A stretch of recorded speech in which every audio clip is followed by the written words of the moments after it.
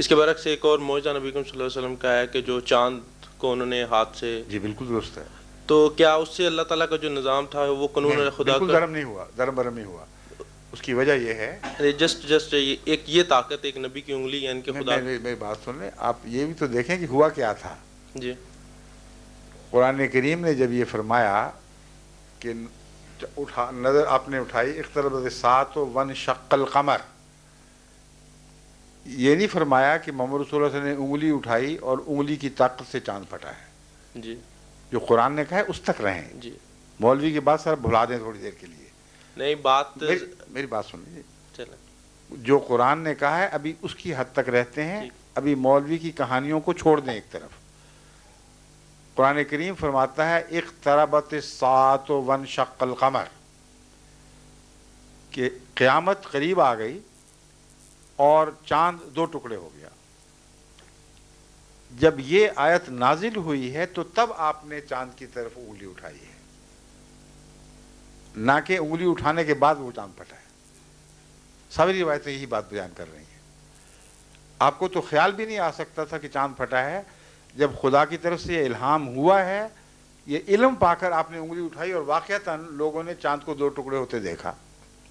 سمجھیں؟ جی اب سوال یہ ہے کہ کیا واقعتاً چاند دو ٹکڑے جسمانی طور پر ہوا تھا یا ایک کشف تھا؟ یا تیسرا سوال یہ ہے کہ کیا واقعتاً دوسرے لوگوں کو بھی دکھائی دیا تھا اور کشف نہیں تھا بلکہ کوئی اور طریق تھا کہ چاند دو ٹکڑے دکھائی دیا ہو مگر واقعتاً دو ٹکڑے نہ ہوا ہو؟ یہ تین امکانات ہیں. ٹھیک ہے؟ ان تینوں امکانات میں سے میرے نزدیک جو آخری بات میں نے کی ہے وہی واقعہ ہوا ہے. اس کی وجہ یہ ہے کہ تمام دنیا کے سائنسدان اس بات پر متفق ہیں کہ چاند 1400 سال پہلے تو کیا، جب سے زمین اور کائنات بنی ہے کبھی بھی بیچ میں سے پھٹ کر الگ نہیں ہوا. اور اگر ایسا ہوتا تو قیامت پہلے ہی آ چکی ہوتی. 100% اہل علم کی گواہی یہ ہے اور قرآن سچا ہے. اس لیے وہ تعبیر قرآن کی کرنی پڑے گی جس سے اہل علم کو مجبور کریں کہ قرآن کی گواہی کو مانیں اور کائنات میں رکھنا نہ مانیں، اس کے باوجود ثابت کیا جا سکتا ہو.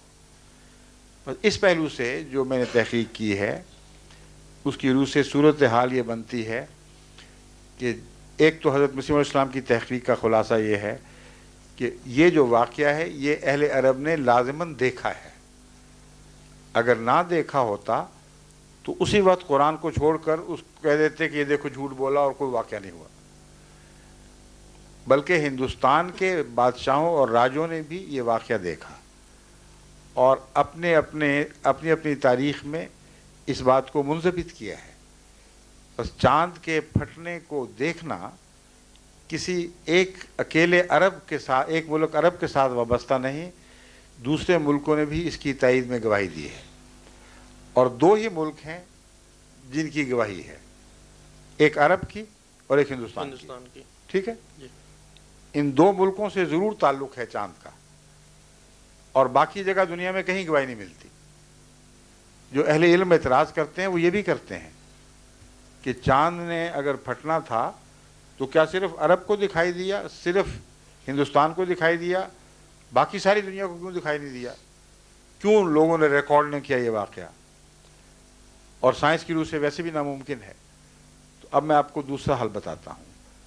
انہی سائنسدانوں نے یہ بات ثابت کر دی ہے تحقیق کے دوران کہ ڈائناسورس جو کسی وقت اس دنیا کے مالک تھے اور ساری سطح زمین پر چھائے ہوئے تھے، ان کی موت ایک ایسے واقعہ سے ہوئی ہے جس کے نتیجے میں زمین کے بیچوں بیچ شمال سے جنوب تک ایک بادل اٹھا ہے اور اس نے دور دور تک جو کو بھر دیا، اور ایک لمبے عرصے تک اس بادل کے اثر کی وجہ سے جو خوراک کا نظام تھا وہ درم برم ہو گیا اور ڈائناسور بھوکے مر گئے تھے. اب جو بادل ابھی بھی آج کل کی جو نئی تحقیق ہے، یہ میں مضامین پڑھتا رہتا ہوں. ابھی کچھ عرصہ پہلے میں نے ایک رسالے میں مضمون پڑھا اور میں حیران رہ گیا دیکھ کر کہ انہوں نے وہ لکیر اور اس کے آثار باقیہ دریافت کر لیے ہیں، کیونکہ چاند سے ایک بہت بڑا میٹیور گرا تھا جس میں ایریڈیم میٹل شامل تھی اور بعض مولیبڈینم وغیرہ بعض ایسی ریئر میٹل شامل تھیں کہ جو ابھی تک اس لائن پر موجود ہیں، اور اس علاقے کے پانی کا زمین تک اگر آپ تجزیہ کریں تو اس گرنے والے بہت عظیم آسمان کے ٹکڑے کا آج تک نشان موجود ہے۔ اب جب چاند کی سطح پر بمبارڈمنٹ ہو رہی ہے میٹیورز کی، اگر ایک بڑا میٹیور وہاں گرے تو ہرگز بعید نہیں کہ خاک کا ایک ایسا طوفان اٹھے جو زمین سے دیکھنے والے کو یہ دکھائے کہ گویا چاند دو ٹکڑے ہو گئے۔ اور اس واقعہ کو جو میں نے زمین کا واقعہ بیان کیا، اس کو اگر چاند سے آپ دیکھیں گے تو دیکھنے والا یہی سمجھے گا کہ زمین دو ٹکڑے ہو گئی ہے، مگر زمین دو ٹکڑے ہو کر جلدی نہیں ملی۔ چاند سے جو گرد و غبار اٹھتی ہے وہ ایک دم اٹھتی ہے اور ایک دم ہی بیٹھ جاتی ہے، لمبا عرصہ نہیں لیتی۔ آپ کے لاجک کے مطابق کہ جو خدا اللہ تعالیٰ ہے وہ جو سائنس کے جو نظام ہے اس کے تابع ہے کہ ایسے برتر ہے؟ سائنس کا نظام اللہ کے تابع ہے، اللہ کے تابع۔ بالکل۔ تو اس لیے کیونکہ اللہ اپنے تابع نظام کو جس کو اس نے خود بنایا ہو اس کو جاہلانہ طور پر توڑا نہیں کرتا۔ تو یہی تو سائنس کہتی ہے کہ انسان جو ہے وہ آج سے کروڑ سال پہلے کسی ایسے کوئی تجربہ، جیسے لوئی پاسچر کا ایک سائنس کا ذکر آتا ہے کہ آج سے اتنے سال پہلے ہارمونز تو خیر اور بات کرتا تھا، مگر میری بات سن لیں، آپ ارتقاء کی بات کر رہے ہیں، لوئی پاسچر کا پڑھا اس لیے ذکر ڈاروین کی بات کر رہے ہیں شاید۔ ہاں وہی بات کر رہے ہیں۔ قرآن کریم خود ارتقاء کو ثابت کرتا ہے، تو جھٹلا کہاں رہا ہے قرآن کریم؟ تو میرا مطلب پھر حضرت آدم علیہ السلام کو اللہ تعالیٰ نے کیسے؟ آدم علیہ السلام 5000 سال پہلے یا 6000 سال پہلے نہیں پیدا ہوئے، اس سے پہلے انسان موجود تھے، اور قرآن کریم نے کہیں بھی نہیں لکھا کہ آدم پہلا انسان تھا۔ اللہ تعالیٰ نے تو آدم کو ہرگز نہ پہلا انسان لکھا، نہ انکار کیا کہ اس سے پہلے کوئی مخلوق موجود تھی، بلکہ آدم وہ پہلا نبی ہے جس کی اطاعت بنی نوع انسان پر فرض کی گئی تھی، اور اس پہلو سے اس سے پہلے انسان موجود تو تھے مگر لامذہب تھے۔ تو اگر آپ نے احمدیت کو سمجھنا ہے تو یہ نہ خیال کریں کہ نعوذ باللہ من ذالک ہم خدا کی قدرت کے مخالف ہیں۔ ہم خدا کی قدرت کی تائید میں یہ مجبور ہیں یہ باتیں کہنے پر، کیونکہ اگر آپ نے خدا کو ایک کہانی بنانے والے کے تصور کے مطابق دنیا کے سامنے پیش کیا تو ایسا خدا دنیا ہر جگہ رد کر دے گی۔ ہم قرآن سے وہ خدا پیش کرتے ہیں جس کو دنیا رد کر سکتی ہی نہیں۔ اس لیے احمدیت کا مزاج سمجھیں۔ ہم یہ کہتے ہیں، اور یہ بنیادی اصول ہے، کہ اللہ تعالیٰ نے جیسا کہ میں نے ابھی بیان کیا تھا کائنات کو ایک چیلنج کے طور پر پیش کیا ہے۔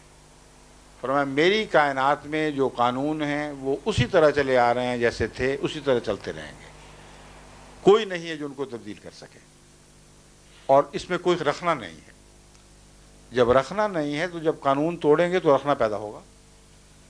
تو اللہ کی طرف ایسی بات غیر معقول بات کہ کائنات پیدا کرے بغیر رکھنے کے اور پھر اس کے نظام کو توڑ کر اس میں رکھنا پیدا کر دے، یہ بچگانہ کہانیاں ہیں۔ قرآن اور اسلام سے ان کا کوئی تعلق نہیں ہے۔ بس میں جو آپ کے سامنے مضامین پیش کر رہا ہوں یہ قرآن کی تائید میں ہے، نہ کہ اس کے مخالف ہیں۔ اگر آپ پیغام سمجھ لیں حکمت کا تو آپ کا دل روشن ہو جائے گا، اگر نہیں سمجھیں گے تو کہانیوں میں بستے رہیں گے۔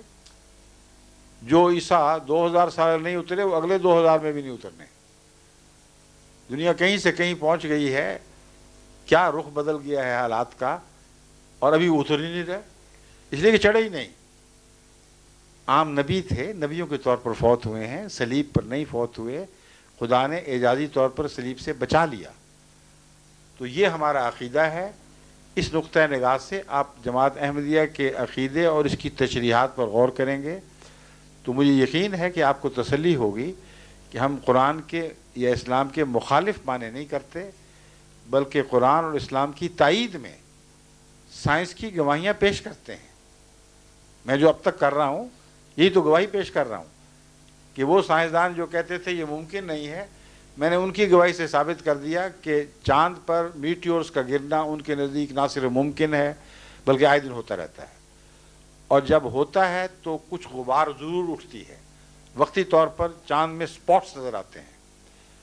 اگر زمین کی طرح اتنا بڑا میٹیور گرا ہو جس نے شمال سے جنوب تک سمندر کو 2 ٹکڑے کر دیا، تو چاند کے اوپر کیا گرد و غبار کا ایسا طوفان نہیں اٹھے گا کہ دیکھنے والا سمجھے کہ 2 حصوں میں ٹوٹ گیا ہے، اور پھر وہ بیٹھے گا یا بکھر جائے گا طوفان، تو ایک چاند جڑا ہوا دوبارہ دکھائی دے گا۔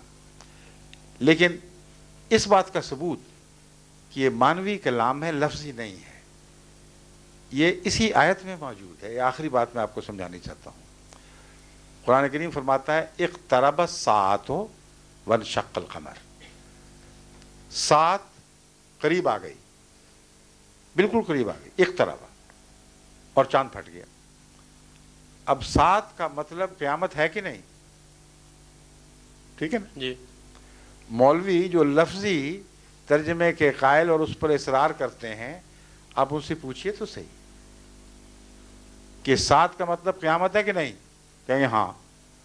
ان کو کہو تو پھر قرآن نعوذ باللہ جھوٹا ہے، کیونکہ قرآن تو کہتا ہے چاند کے پھٹنے کے ساتھ ہی قیامت آ جانی چاہیے تھی۔ کہاں آئی قیامت؟ 1400 سال ہو گئے ہیں، گئی کہاں وہ قیامت؟ کوئی جواب دیں تو مجھے بھی بتائیں۔ ایک اور سوال سر۔ نہیں، ایک جواب ختم ہو جائے۔ اس بات کا قطعی ثبوت ہے کہ لفظی ترجمے کرنے جائز نہیں ہیں۔ قرآن نے پیغام دیے ہیں، ساتھ کا ایک مطلب قیامت بھی ہے، مگر ایک مطلب جس کو تمام پرانے علماء مانتے ہیں، آج کے علماء کو مجھے کوئی پرواہ نہیں، کہتے ہیں کہ عظیم روحانی انقلاب کو بھی ساعت کہا جاتا ہے۔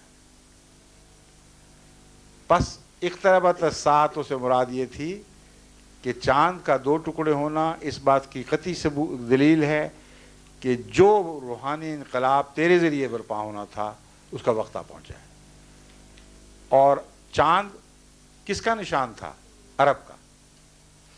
یہ بھی مولوی بھول جاتے ہیں۔ چاند کا پھٹنا ظاہری یا کشفی ہونے کے لحاظ سے معنی نہیں رکھتا، اصل اس وجہ سے معنی رکھتا ہے کہ عربوں کی بادشاہت کا نشان چاند تھا۔ چاند پھٹ گیا کا مطلب ہے کہ عربوں کی حکومت ختم، شرک اب اڑ گیا یہاں سے، اور محمد رسول اللہ کی لائی جانے والی قیامت اب برپا ہو کے رہے گی۔ یہ واقعہ آپ کی زندگی میں ہو گیا کہ نہیں ہوا؟ تو جو چیز واقعتاً سچی ہوئی وہ لفظی ترجمے سے نہیں ہوئی، وہ معنوں سے ہوئی۔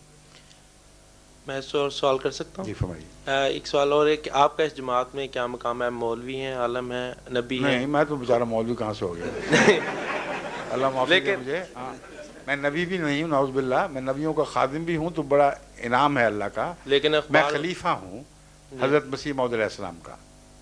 یہ شرعی اور غیر شرعی کوئی اس میں بتاتا ہوں، ہمارا ایمان یہ ہے کہ آخری شریعت وہ ہے جو محمد رسول اللہ پر نازل ہوئی، اور اس پہلو سے صاحب شریعت نبی ہونے کے لحاظ سے آپ لازماً آخری ہیں۔ قیامت تک اب کوئی نبی ایسا نہیں آئے گا جو شریعت کو تبدیل کرے یا نئی شریعت لے کر آئے۔ ہمارا ایمان ہے کہ محمد رسول اللہ صلی اللہ علیہ وسلم آخری صاحب حکم نبی ہیں، یعنی آپ کا حکم قیامت تک چلے گا۔ امام مہدی کا آنا نہ مانا ایک ضمنی بات ہے، مگر آپ کے حکم سے باہر نہیں آ سکتا کوئی، اس لیے قیامت تک محمد رسول اللہ علیہ وسلم کے حکم کا سکہ چلے گا۔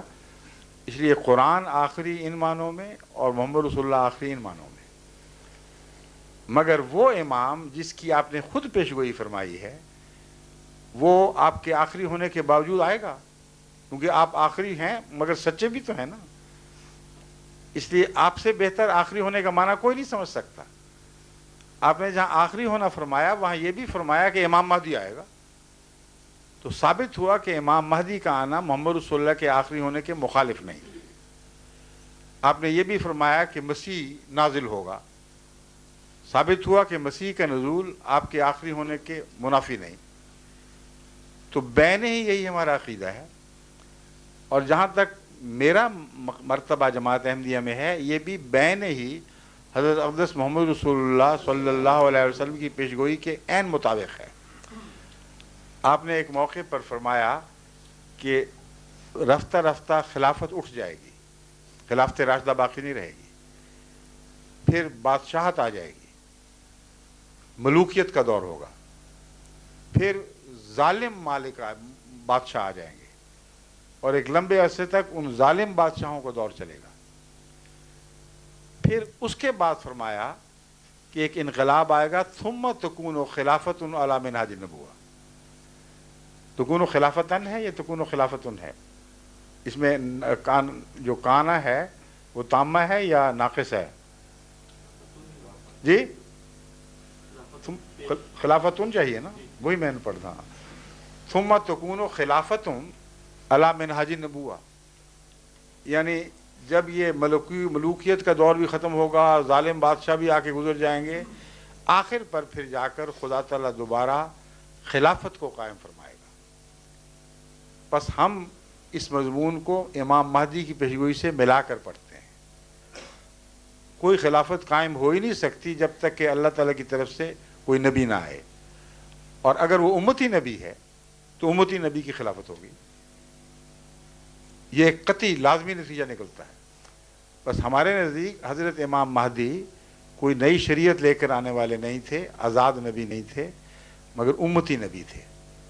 ہمارے نزدیک حضرت عیسیٰ جن کا نام لیا جاتا ہے، پرانے عیسیٰ نے نہیں آنا، وہ تو بنی اسرائیل کا رسول تھے۔ وہ عیسیٰ جو امت محمدیہ میں پیدا ہوگا اس نے آنا ہے، اور اس کے متعلق رسول اللہ صلی اللہ علیہ وسلم نے فرمایا ہے وہ نبی اللہ ہوگا۔ مولویوں سے پوچھ لیں، وہ سارے تائید کریں گے اس بات کی۔ مگر فرق کیا ہے؟ وہ کہتے ہیں پرانا عیسیٰ نبی اللہ دوبارہ آئے گا، ہم کہتے ہیں محمد رسول اللہ کی امت میں آپ کے تابع، آپ کی شریعت کا غلام، آپ کے لفظ کا غلام ایک ایسا شخص پیدا ہوگا جس کو اللہ تعالیٰ عیسیٰ کا لقب دے گا، مہدی کا لقب دے گا، اور وہ جب گزر جائے گا تو اس کے بعد پھر اس خلافت جاری ہوگی جیسا کہ پیشگوئی میں ہے۔ تو یہ وہ میرا مقام ہے جو آپ نے پوچھا ہے، خلافت علی منہاج النبوہ، یہ لفظ رسول اللہ صلی اللہ علیہ وسلم کے ہیں۔ یہ حدیث میں، قرآن میں، یہ حدیث میں رسول اللہ صلی اللہ علیہ وسلم کے الفاظ تو حدیث میں آنے ہیں، چلے کہ نہیں؟ شکریہ سر۔ فرمائیے۔ السلام علیکم۔ میرا پھر ایک اور سوال ہے کہ یہ حدیث میں آیا ہے کہ حضور کے بعد جو خلافت تھی وہ 30 برس تک رہے گی۔ حدیث میں آیا نہیں، رہی اتنی دیر۔ ہاں وہ نہیں، وہ آیا تھا حدیث میں کہ وہ رہے گی 30 برس نہیں، تک۔ 30 برس کا نہیں لکھا ہوا۔ کیوں جی، کسی کو یاد ہے کوئی حدیث جس میں 30 برس لکھا ہو؟ ہیں؟ رسول اللہ صلی اللہ علیہ وسلم نے ایسی پیشگوئیاں تو کی ہیں جن سے پتہ چلتا ہے کہ خلافت نے زیادہ دیر نہیں رہنا تھا۔ زیادہ دیر نہیں۔ ہاں۔ نہیں، آج ہی سنا ہے میں نے یہ جمعہ میں نا، اور کہیں گے تو میں وہ پوچھ دوں گا کہ کون سی حدیث میں ہے۔ اس سے بے تعلق بات کریں، بے شک کہا ہو یا نہ کہا ہو، جی۔ امر واقعہ یہی ہے جی جی، کہ 30 برس ہی رہی ہے۔ نہیں وہ بتا رہے تھے کہ تقریباً یہ 30 برس تک ٹھیک ہے، رہی تھی، رہے گی۔ بالکل ٹھیک۔ اور یہ آپ کی جو خلافت ہے یہ ابھی کتنی دیر رہے گی؟ یہ رسول اللہ صلی اللہ علیہ وسلم نے، وہ رسول اللہ صلی اللہ علیہ وسلم کا حوالہ دیا ہے نا آپ نے، جی جی، تو میں نے بھی رسول اللہ صلی اللہ علیہ وسلم کا حوالہ دیا ہے۔ میں نے عرض کیا ثم تکون خلافت علی منہاج النبوہ، اور اس کے ٹوٹنے کی خبر نہیں تھی، میں اپنی طرف سے کیسے دے دوں؟ اچھا ٹھیک ہے، سمجھ؟ جی جی ٹھیک ہے جی۔ ہاں، آپ کا سوال خود آپ کے مقصد کے خلاف ہے۔ آپ سمجھتے تھے کہ میں اپنی طرف سے کہہ دوں گا کہ ہمیشہ کے لیے رہے گی۔ نہیں یہ نہیں، میرا مقصد یہ تھا کہ جو میں آپ کو بتا رہا ہوں، مجھے کوئی حق نہیں کہ اپنی طرف سے کوئی ایسی پیشگوئی بناؤں جو خدا نے مجھے نہ بتائی ہو یا محمد رسول اللہ سے نہ سنی ہو۔ حضرت صلی اللہ علیہ وآلہ وسلم نے اس خلافت کے بعد پھر کسی مجددیت کا ذکر نہیں فرمایا، جی، جس کا مطلب ہے کہ یہ خلافت پھر لمبا عرصہ رہے گی۔ سمجھے؟ جی جی، شکریہ۔ اچھا، اب نماز کا وقت بھی ہو گیا زیادہ۔ اب میرا خیال ہے باقی پھر انشاءاللہ مجلسیں چلیں گی جب تک میں یہاں ہوں اللہ کے فضل کے ساتھ۔ تو جن لوگوں کو کوئی موقع نہ ملا ہو کہنے کا یا ابھی پیاس نہ بجھی ہو، وہ آئندہ بھی آتے رہیں، اور اللہ تعالیٰ کے فضل سے جہاں تک مجھ میں طاقت ہے میں آپ کے دلوں کی تسلی کرانے کی کوشش کروں گا، لیکن دل کی تسلی اللہ ہی سے ملا کرتی ہے۔ اصل واقعہ یہ ہے. کوشش کرنا انسان کا فرض ہے، مگر اپنے لیے دعا بھی کریں. دعا کریں کہ اللہ میاں اگر یہ سچا سلسلہ ہے تو پھر ہمارے دلوں کو اطمینان بخش اور طاقت دے کہ اب تک جو ہم نے عمر ضائع کی، اب ہم اس امام مہدی کے سلسلے میں داخل ہو کر اس کے ساتھ خدمت دین کریں. اور اگر یہ جھوٹے لوگ ہیں تو ہمارے دل پر جو اثر پڑ جاتا ہے باتوں کا، تو ہی ہے جو مٹا سکتا ہے. اور صرف مٹانا بلکہ ان کو ٹھیک کر، یہ دعا کرنی چاہیے نا آپ کو. درست ہے نا؟ مگر جب یہ دعا کریں گے تو ٹھیک سے کیا مراد لیں گے؟ مولویوں جیسے ہو جائیں. یہ بھی سوچ لیں. باقی مسلمانوں کی طرح آپس میں پھٹ جائیں. آپ حضرات میں بھی مسجد میں کوئی لوگ جو جیسے اسلام کی اصلاح کے لیے بچوں کو بتاتے ہیں، وہ تعلیم دیتے ہیں، ٹھیک ہے، تو کیا ان کو بھی مولوی کہا جاتا ہے کہ آپ کو مولوی سے اتنی نفرت ہے بار بار مولوی؟ میری بات میں بتا رہا ہوں. مولوی نماز پڑھاتے ہیں. میری بات سن لیں. ان کے نماز پڑھانے پہ مجھے اعتراض نہیں. جی. اس بات پر اعتراض ہے کہ مسجد میں ایسی باتیں کریں جس سے فتنہ پیدا ہو.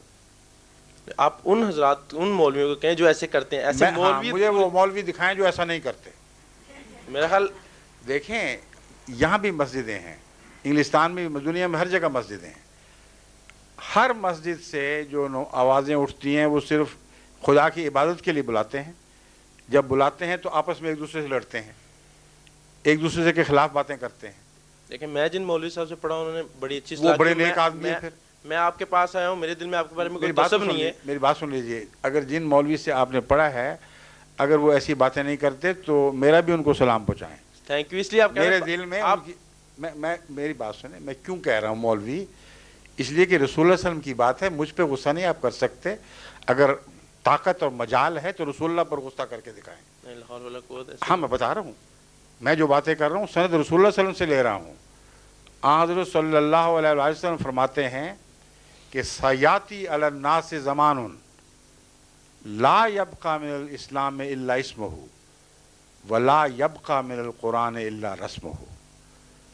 ایک ایسا بدنصیب زمانہ آنے والا ہے کہ اسلام محض نام کا رہ جائے گا اور قرآن صرف لکھنے کے لیے ہوگا. کیا ایسے وقت میں مسجدیں خالی ہو جائیں گی؟ اگلی بات سنیے. مساجدہم عامرۃ وہی خراب من الہدی. مسجدیں جن کی آپ بات کر رہے ہیں فرمایا بھری ہوئی ہوں گی مگر ہدایت سے خالی ہوں. کیوں ہدایت سے خالی ہوں گی؟ اب جو مولوی کے متعلق میں بات کرتا ہوں آپ کو بہت غصہ آتا ہے، مگر رسول اللہ صلی اللہ علیہ وسلم پہ غصہ کر کے دکھا دیں مجھے. فرماتے ہیں علماؤہم شر من تحت ادیم السماء. اس زمانے کے مولوی جس میں مسجدیں آباد بھی ہوں گی تو ہدایت سے خالی ہوں گی، آسمان کے نیچے بدترین مخلوق ہوں گے. منہم تخرج الفتنۃ وفیہم تعود. ان میں سے فتنے نکلیں گے اور انہی میں واپس لوٹ آیا کریں گے. اب بتائیں یہ پیشگوئی پوری ہوئی ہے کہ نہیں ہوئی؟ یہ واقعی فتنے تو واقعی مسجدوں میں سے نکلے ہیں، ایسی کوئی بات نہیں ہے. یہ بات پیشگوئی پوری ہوئی ہے کہ نہیں یہ بتائیں. جی ہوئی ہے. تو پھر میں رسول اللہ صلی اللہ علیہ وسلم کی بات مانوں یا آپ کی بات مانوں؟ نہیں ہے، لیکن آپ سبھی مولویوں کے نانا کہیں، کیونکہ میں نے محمد رسول اللہ کا ذکر کیا ہے، آپ نے تفریق نہیں کی. وہاں آپ نے مولوی کا بالعموم ذکر فرمایا ہے. جی. علماؤہم شر من تحت ادیم السماء. اگر آپ نے تفریق کی ہوتی تو میں بھی تفریق کرتا. تو جو اس کا مطلب یہ ہے کہ بالعموم علماء کا یہ حال ہو چکا ہوگا. اگر استثناء ہے تو اللہ جانتا ہے. تو جو قادیانی حضرات مسجد میں جو ہیں وہ جماعت وغیرہ کراتے ہیں، آپ ان کو کیا نام دیتے ہیں؟ ان کو اس لیے نہیں کہہ سکتا کہ یہ جو فتنے کی باتیں ہیں یہ امام مہدی کے منکرین کی باتیں ہیں. جو وقت کے امام کو مان جائے اس کے اوپر یہ کیسے صادق آ سکتی ہیں؟ یہ جو حال ہے یہ امام مہدی کے انکار کرنے والوں کا حال ہوگا. لیکن وہ حضرات بھی تو مولوی کہیں گے نا. کون؟ جو قادیانی کے، ان کو بھی آپ مولوی کہیں گے؟ انہیں ہیں مولوی. ہمارے مولوی صاحب کیوں یہاں کتنے مولوی ہیں؟ نہیں میں دیکھنا چاہ رہا ہوں نا کہ ہاں جگہ شکلیں دکھاؤ اپنے مولوی صاحبان. شکریہ. یہ دیکھیے یہ دو کھڑے ہو جائیں. یہ دیکھ لیں. نہیں بڑی خوشی، یہ بھی انہیں انسانوں کی طرح. نہیں فرق ہے. محمد رسول اللہ جن کی بات کر رہے ہیں وہ فرماتے ہیں کہ وہ آسمان کے نیچے بدترین مخلوق ہوں گے کیونکہ انکار کے نتیجے میں ایسا کریں گے اور مسجد میں فتنے کی باتیں کریں گے. جی. جس دن انہوں نے مسجد میں فتنے کی بات کریں میں خود ان کو نکال کے باہر پھینکوں گا، پھر آپ ان سے بے شک مل لینا. چلے شکریہ. اچھا اذان دے دیں جی.